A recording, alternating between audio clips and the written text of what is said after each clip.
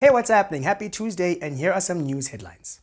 The United Kingdom was just voted the second most miserable country in the world, especially if you're a Chelsea or Man United fan. The DA has been slammed by rival political parties after they wrote a letter to the US State Secretary Antony Blinken requesting that America assist with monitoring our elections this year. And ANC Youth League President Colin Malaki took shots this Sunday during a campaign rally when he stated that the ANC's mistake was to appoint a grade 2 dropout to lead the country, referencing former ANC and South African President Jacob Zuma. Yikes. Let's get into it. My name is Tudo Marangula. It's Mzansi in 5.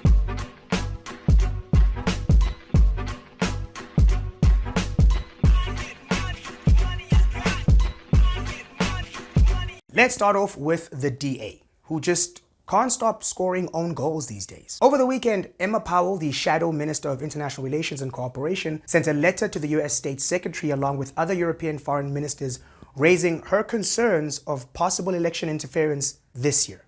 On a quick side note, the Shadow Minister of International Relations is not someone who sits in the dark and goes, "I am the Shadow Minister of International Relations." It turns out the Shadow Cabinet, which does actually sound scary, is actually the top-ranking members of the opposition party. The names, Shadow Minister or Shadow Cabinet, are just remnants of political labels that we inherited from the second most miserable place in the world. Now, in her letter, Ms. Powell, or Mrs. Powell, I'm not sure if she's married or not. And to be honest, she's a very attractive lady. And honestly, if I hadn't retired from white women back in 2017,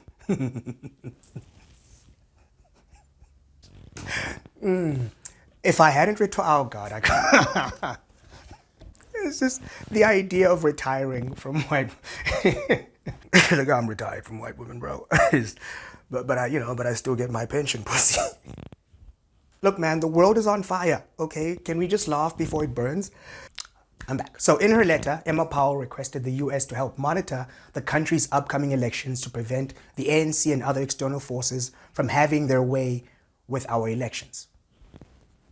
Okay, so the DA wants to prevent election interference by other countries by asking another country to interfere in our elections. And by the way, the country that she's asking assistance from has some of the highest cases of voter suppression in the so-called free world. We're talking about a country where cities will literally redraw their district maps so they can alter the outcomes of their local, state, and federal elections. Most of the time, this redistricting negatively affects the poor and disenfranchised. So maybe, I don't know, maybe the West should be learning about free and fair elections from us. Maybe they should be learning about a woman's right to choose from us. These are radical ideas, people. So I don't know what else to say to you, DA. I tried to holler at you a few weeks back about this thing. Dabula Inyanga. That's exactly what we're going to do in this election. Dabula Inyanga. You've literally been the largest opposition party in the country for the last 30 years. You formed a powerful coalition agreement that honestly should get you over the line based on polls, but you're sabotaging your own campaign.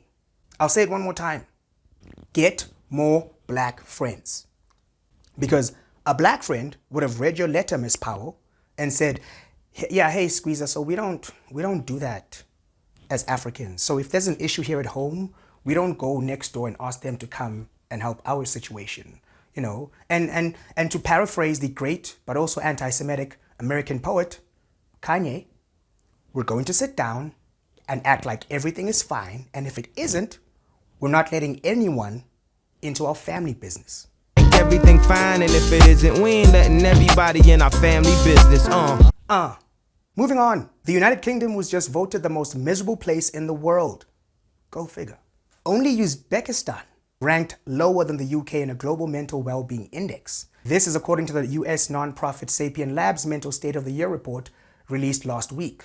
The nonprofit looked at results from 500,000 respondents from 71 countries for a survey on how people's inner state impacts their ability to function within their life context. And this is ironic because Great Britain as an empire was the creator of misery for so many countries.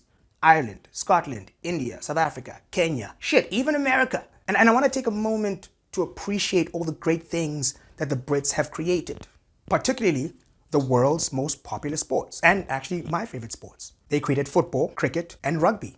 But for all the sports they've created, they can't seem to be the best at any of them, including being miserable.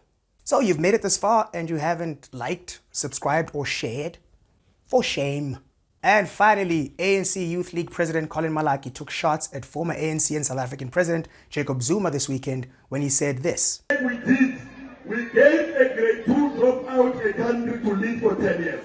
Now, in case that wasn't clear, he said the first mistake the ANC made was to appoint a grade 2 dropout to lead the country for 10 years. Now, I'm not a fan of Jacob Zuma. Frankly, I dislike the man. And it's not new. I've been like this for 18 years. This started from his 2005 to 2006 sexual assault case, a case in which he was found not guilty, and the sex with the accuser was deemed to have been consensual.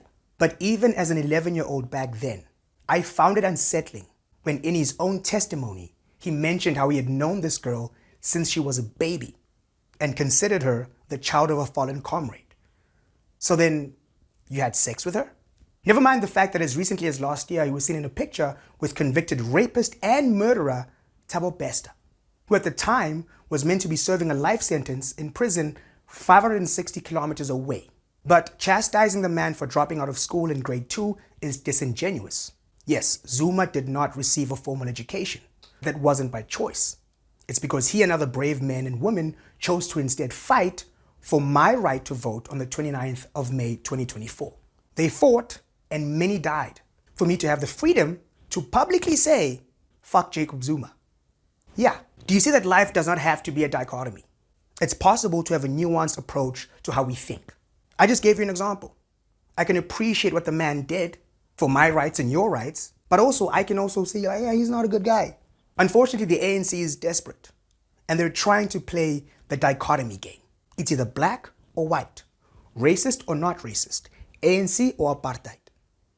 Ignoring the fact that for over a decade, they twerked for this man while he siphoned billions in wealth from this country to line up the pockets of his overlords, the Gupta family. And along the way, he built himself a 243 million rand house on a 3 million rand salary in an area where children had to travel an hour to get to the closest high school.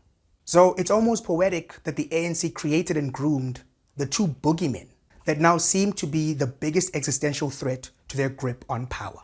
Quick reminder, 27.7 million people have registered to vote this year, which is the highest number in South African history, which also means that the largest voting bloc is between 18 and 34. We've seen what's happened in the last 30 years. Do you want more load shedding? Look, I'm cool, man. We have solar power and a generator. It's not me bragging, it's just me explaining that I love my country and I love my people, and I'd like us all to live in a better South Africa. Because we're the ones that are going to experience the shit when these old men die. Hopefully soon. I'm joking. I'm not. Thank you for watching. My name is Tudo Marangula. Like, subscribe, share. It's Mzansi in 5.